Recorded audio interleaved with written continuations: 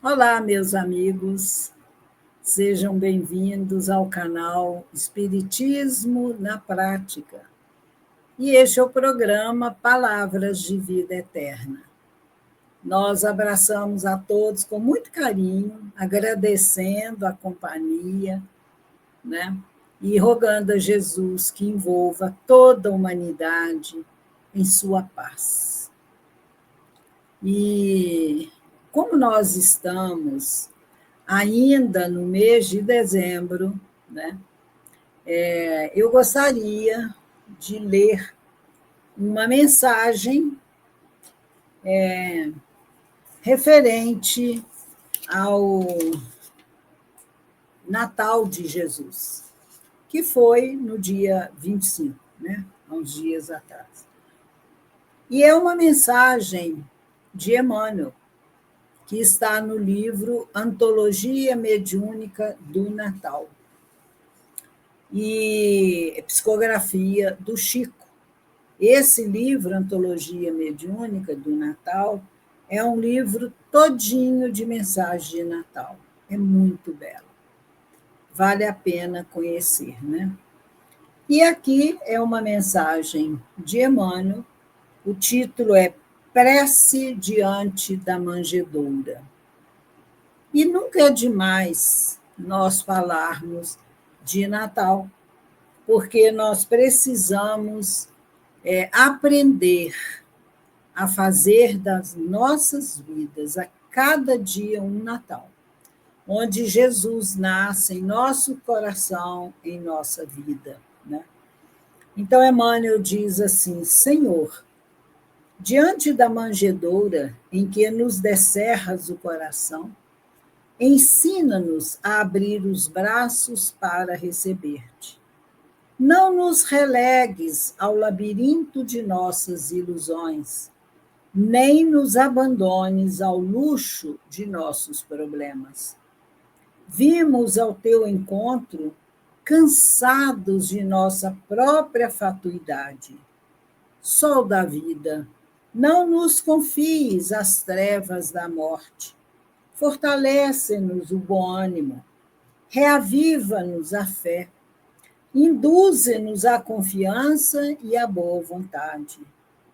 Tu, que renunciaste ao céu em favor da terra, ajuda-nos a descer com o supremo bem, para sermos mais úteis.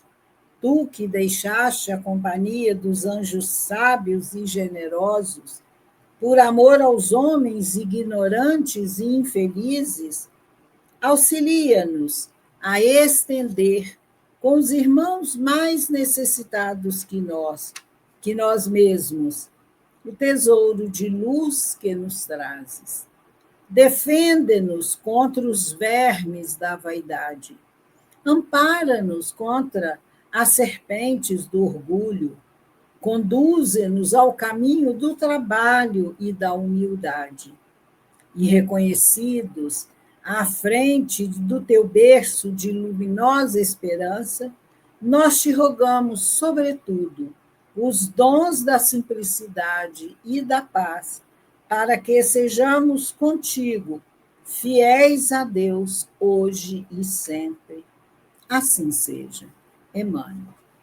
Então, meus amigos, envoltos pelas vibrações radiosas e luminosas desta bela mensagem do nosso querido amigo espiritual Emmanuel, nós nos dirigimos a ti, Jesus, para agradecer-te pelo teu evangelho de amor, pela tua doutrina libertadora. Queremos agradecer, Jesus, a tua presença em nossas vidas. Queremos agradecer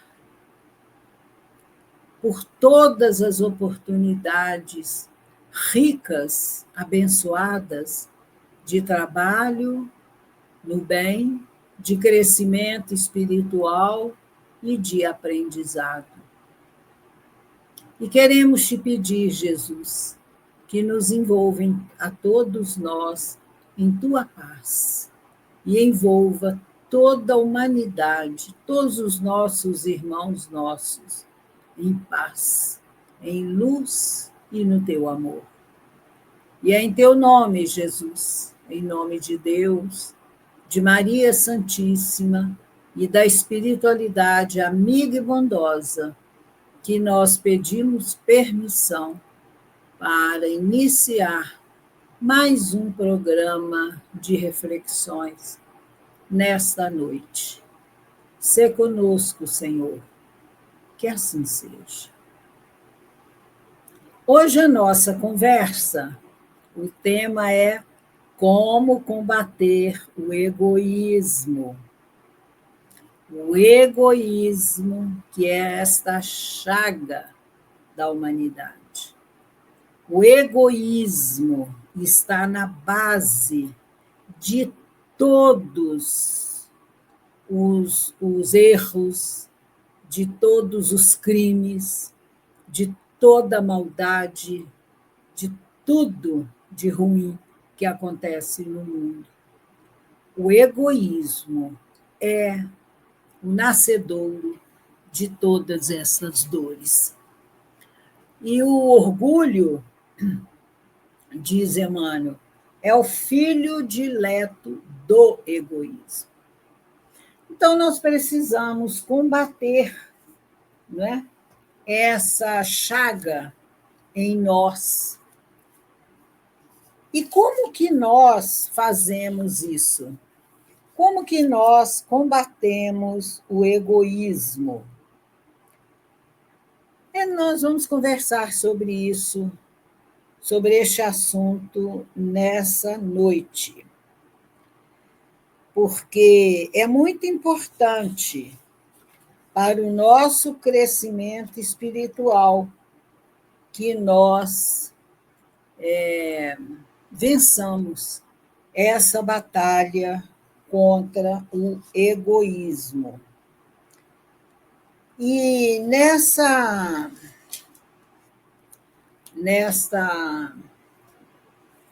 reflexão, nós vamos usar o diálogo de Kardec com os espíritos da falange do Espírito de Verdade, que está na parte terceira, no capítulo 12 de O Livro dos Espíritos. O título é Da Perfeição Moral.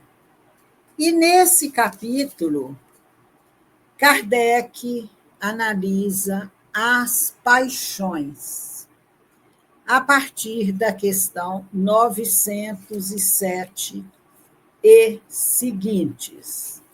Nesse capítulo da perfeição moral, ele analisa as virtudes e os vícios. E nesses itens 907 até 912, ele vai falar sobre as paixões. E ele vai mostrar aqui se as paixões sempre são más. E os espíritos dizem, não, a paixão está no excesso de que se acresceu à vontade, visto que o princípio que lhe dá origem foi posto no homem para o bem, tanto que as paixões podem levá-lo à realização de grandes coisas. O abuso que delas se faz é que causa o mal. Claro, né? Se você não for apaixonado por uma causa, se você não tiver paixão pelo seu trabalho, o trabalho vai ser insonso. Então, é preciso que a pessoa se apaixone, que ame tudo aquilo que ela faz. E por que a paixão se torna um mal? Quando ela foge ao equilíbrio. Como todos os vícios, como todas, nem bem vício, como todas as nossas ações, os nossos sentimentos. Se são exacerbados, se beiram o desequilíbrio, não é uma boa coisa. E na questão 913, Kardec vai, e seguintes, até a questão 917, o assunto é egoísmo. Então, Kardec pergunta assim: dentre os vícios, qual o que se pode considerar radical? E os espíritos respondem: temo-lo dito muitas vezes, o egoísmo. Daí deriva todo o mal. Estudai todos os vícios e vereis que no fundo de todos há egoísmo. Por mais que lhes deis combate, não chegareis a extirpá-los, enquanto não atacardes o mal pela raiz, enquanto não lhe houverdes destruído a causa. Tendam, pois, todos os esforços para esse efeito, porquanto aí é que está a verdadeira chaga da sociedade. Quem quiser, desde esta vida, ir aproximando-se da perfeição moral, deve expurgar o seu coração de todo sentimento de egoísmo, visto ser o egoísmo, ele neutraliza todas as outras qualidades. Então, o egoísmo é uma chaga terrível. No Evangelho segundo o Espiritismo, tem uma mensagem de Emmanuel, o título é O Egoísmo. E ele discorre sobre o egoísmo.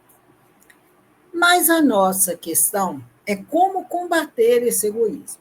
Você faz uma autoanálise, você segue a orientação de Santo Agostinho na questão 919A, quando ele diz que para nós combatermos o egoísmo, então, na questão 919, Kardec pergunta para os espíritos qual o meio prático mais eficaz para o homem se melhorar nesta vida e de resistir à atração do mal.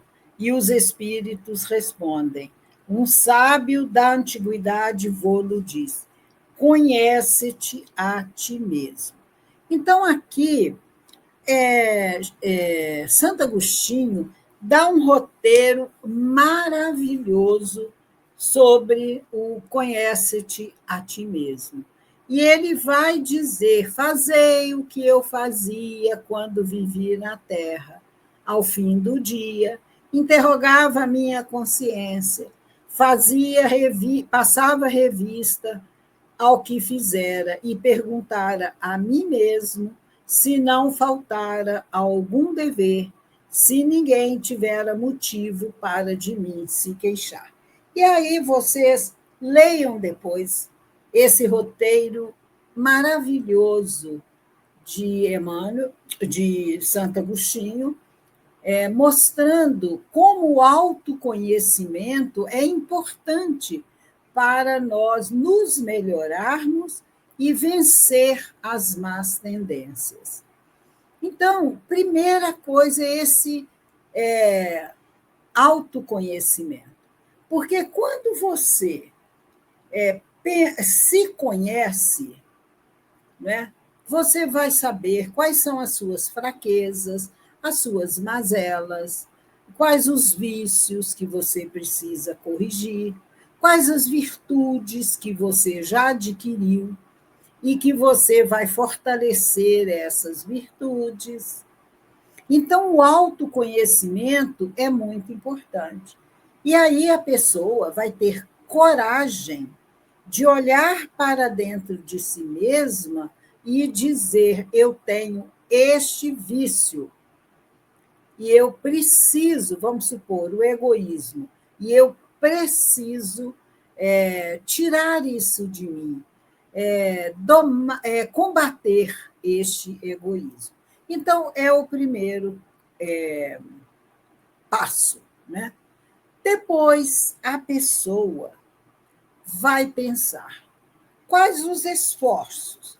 O que eu vou fazer?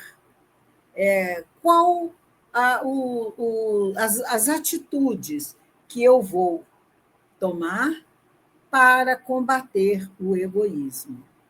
E aí vem Kardec na questão 909, que ele pergunta: poderia sempre o homem, pelos seus esforços, vencer as suas más inclinações, entre elas o egoísmo? E os espíritos respondem: sim, e frequentemente fazendo esforços muito insignificantes. O que lhe falta é a vontade. Ah, quão poucos dentre vós fazem esforços. Então, olha o estímulo que os espíritos nos dão, dizendo aqui que nós podemos, com esforço, vencer as nossas más inclinações. E ele fala fazendo esforços muito insignificantes, mas quão pouco se esforça. E quando a gente pensa em egoísmo, você pensa assim numa ação enorme de egoísmo que você faz. Não. Existem os pequenos egoísmos, vamos dizer assim. Por exemplo, existem pessoas que fazem, por exemplo, uma torta maravilhosa. Aí você come daquela torta e fala com a pessoa: que delícia! Você me dá a receita? Aí a pessoa diz assim: dou, e ela dá. Só que ela dá a receita faltando ingrediente. E a torta não dá certo. Aí a pessoa que recebeu a receita diz para ela: ah, mas a torta que eu fiz não ficou igual à sua. Você tem certeza que você me deu a resposta correta, a receita correta? E a pessoa diz: tenho. Egoísta. Ela quer ser reconhecida como a maravilhosa pessoa que só ela faz aquela torta. Ela quer os aplausos só para ela. Ela não divide. Uma outra forma de egoísmo é a pessoa que não te dá muda de planta. Tem gente que não dá. Você fala: me arruma uma muda, um galinho dessa planta. Ah, não, eu não sei tirar, ou quando o meu jardineiro vier, eu falo com ele, mas nunca dá. Sendo que, numa hora, ela vai ter que podar aquela planta e jogar um monte de muda fora, mas não dá para o outro. Um outro tipo de egoísmo é de um familiar que está à beira da morte, está ali em estado vegetativo, numa cama. Os médicos já disseram, já esgotaram-se todos os recursos, só estão esperando a vontade de Deus para que aquela pessoa morra. Aí se encontra pessoas da família que dizem: não, eu não quero que meu pai, por exemplo, morra. Como que eu vou viver sem ele? Como que vai ser a minha vida? Não, eu quero ele aqui comigo. Egoísmo. Porque ela está vendo o pai ali, na cama, no estado vegetativo, sem ter condições nenhuma de ter a vida que ele possuía no passado. Mas a pessoa quer ele ali. Vegetativo, mas ali, porque ela não consegue viver sem ele, porque ela não se preparou para a morte do pai, da mãe, de um filho, porque todos nós vamos passar por isso, né? Então, ela prefere, para agradar a si mesma, ao seu egoísmo, daquele parente que ela acha que é sua posse, ela não quer que ele morra, ela quer vê-lo sofrendo, ao invés de vê-lo livre, curado, feliz no mundo espiritual. Então, olha, são pequenas questões que nós vamos pensar muito. Na 910, Kardec pergunta: pode o homem achar nos espíritos eficaz assistência para triunfar de suas paixões? A resposta: se o pedir a Deus e ao seu bom gênio, com sinceridade, os bons espíritos lhe virão certamente em auxílio, porquanto é essa a missão deles. Peça.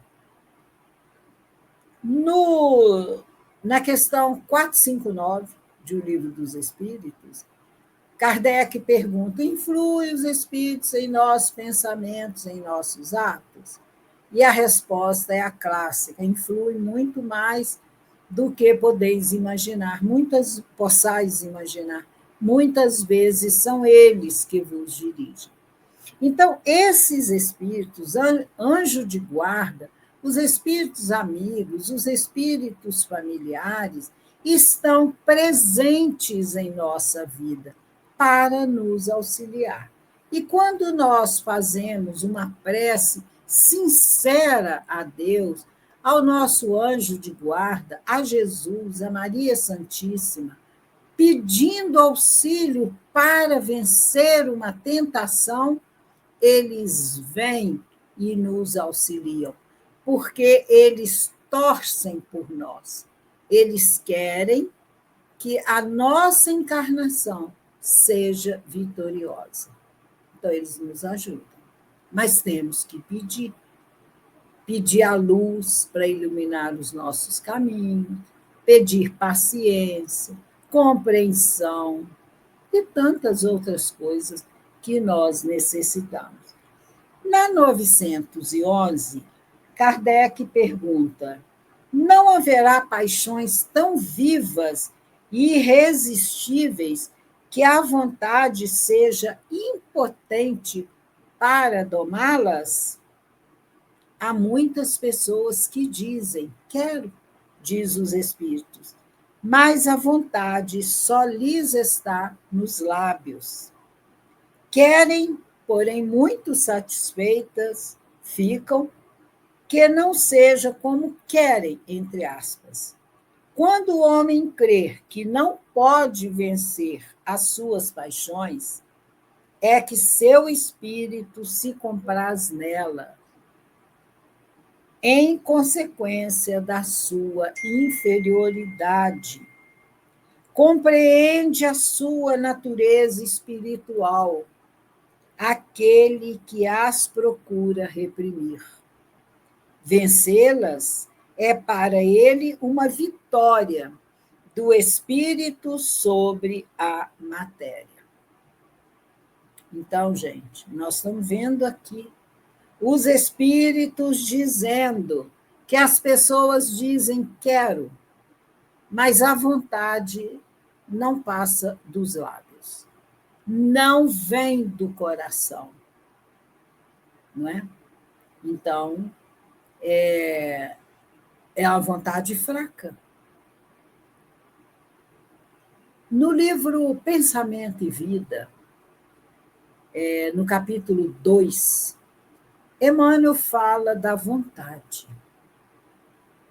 E ele divide o nosso cérebro em vários departamentos. E em cada departamento desses, cada um tem uma função. E ele mostra que de todos os departamentos, o mais importante é um gabinete da vontade, que é o que comanda tudo na nossa vida. É esse pensamento, é essa vontade. E aí, ele vai dizer assim, que a vontade é acima de todos esses departamentos, né? Tem o departamento da inteligência, da imaginação, da memória. Acima de todos eles, porém, surge o gabinete da vontade. E ele escreve vontade com V maiúsculo. A vontade é a gerência esclarecida e vigilante, governando todos os setores da ação mental. E ele diz: a divina providência concedeu-a por auréola luminosa à razão, depois de laboriosa e multimilenária viagem do ser pelas províncias obscuras do instinto. Para considerar-lhe a importância, basta lembrar que ela é o leme de todos os tipos de força incorporados ao nosso conhecimento. A vontade é o impacto determinante. Nela, dispomos do botão poderoso que decide o movimento ou a inércia da máquina. E ele vai dizer: só a vontade é suficientemente forte para sustentar a harmonia do espírito. A mensagem é linda, eu li só uns pequenos trechos. Então, esse treino, esse esforço de nós fortalecermos a vontade é fundamental nas nossas vidas. Quando nós vemos a vida de tantos espíritos, né, que tiveram as mesmas dificuldades que nós, mas que se esforçaram, que fortaleceram a sua vontade e se tornaram espíritos muito melhores. Fizeram um trabalho de reforma íntima extraordinário em si e alcançaram os mais altos degraus da evolução. Quando, no livro Há 2000 anos, no capítulo 6, Jesus de Nazaré, é belíssimo esse capítulo. É um encontro, um diálogo de Jesus com Públio Lentulus. E ali, Públio Lentulus, que era um senador romano, poderoso, rico, com muita cultura, com muito poder, ele conversa com Jesus. que ele foi pedir a Jesus que curasse a sua filha, que estava com lepra. E ali, no seu orgulho, no seu egoísmo imenso, Jesus convida-o a que ele o seguisse. E Públio ficou horrorizado. Como que um senador da República, importante como eu, vou seguir a esse ser tão inferior? E ele olha ali para os prédios imponentes de Roma, os monumentos, e Jesus lê o pensamento dele e diz: o seu momento de me seguir é agora. Se você desprezar esse minuto, você enfrentará muitos sofrimentos no futuro. E todos esses prédios, todos esses monumentos da glória humana vão virar pó em poucos segundos. Isso não vale nada. Mas Públio Lentulus preferiu as glórias do mundo. E nós vemos no livro há 2000 anos o sofrimento que ele vivenciou por causa do orgulho de Patrício, por causa do egoísmo imenso que ele possuía. E só mais tarde que ele vai compreender como que ele desperdiçou aquele minuto precioso que poderia ter lhe proporcionado um futuro muito melhor. São aprendizados. Mas ele aproveitou as dores, tudo que ele passou, e se tornou, quando encontra Jesus na estrada de Damasco, ele se modifica. E ele dá um novo rumo na sua vida. Aquele senador orgulhoso, aquele senador cheio de vaidade, se transforma. Porque Saulo encontrou Jesus na estrada de Damasco e se modificou. Públio Lentulus teve a sua estrada de Damasco, né? Assim, fazendo uma comparação, e ele se modifica. E todos nós temos a nossa estrada de Damasco. Quando nós encontramos Jesus, e segundo Joana de Ângeles, todo aquele que encontra Jesus jamais será o mesmo. Então, diante do egoísmo, do orgulho, da vaidade descabida desses espíritos, a vida se transforma e eles passam a ser humildes, né? Vivenciando a experiência de ter encontrado Jesus. E aqui no Livro dos Espíritos, quando Allan Kardec conversa com os espíritos sobre o móvel das ações humanas, os espíritos dizem a ele que não há arrastamento irresistível para o mal. Arrastamento moral. Não há.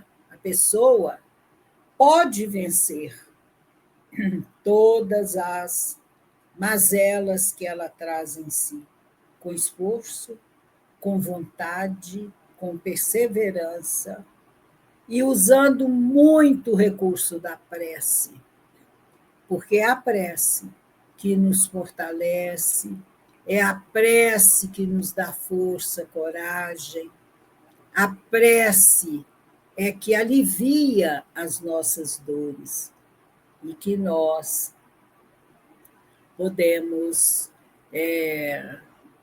usar este recurso valiosíssimo para melhorar a nossa caminhada, melhorando a nós mesmos. Então, gente, fica aqui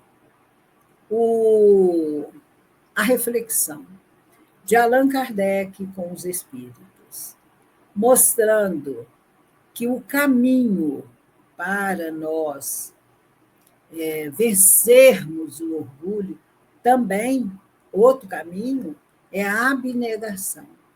É você servir o seu próximo, entendendo que o verbo do espírita é servir, como Jesus serviu.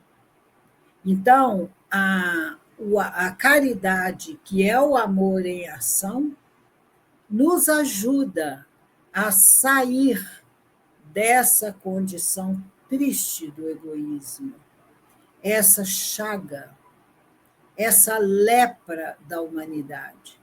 Porque todo esse horror que nós vemos no mundo, a causa está no egoísmo. Então, vamos pensar sobre isso e, fortalecidos e certos de que nós podemos vencer esse vício, nós vamos caminhando, né? Nos tornando mais fortalecidos e a cada dia melhores. Muito obrigado pela atenção, pela companhia de vocês, e nós vamos encerrar com uma prece, né?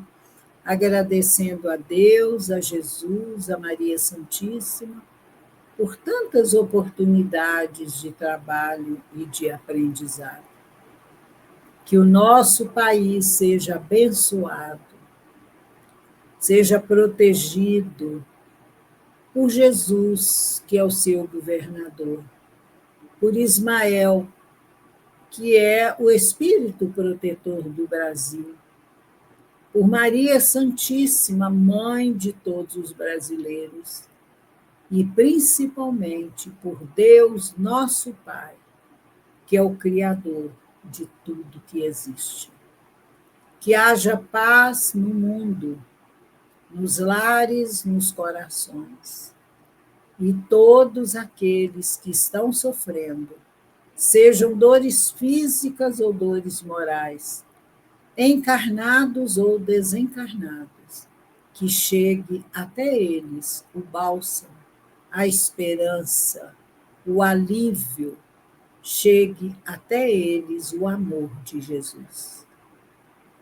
Obrigado, Senhor, por tanto que recebemos de Ti. Que a sua paz permaneça conosco, que assim seja.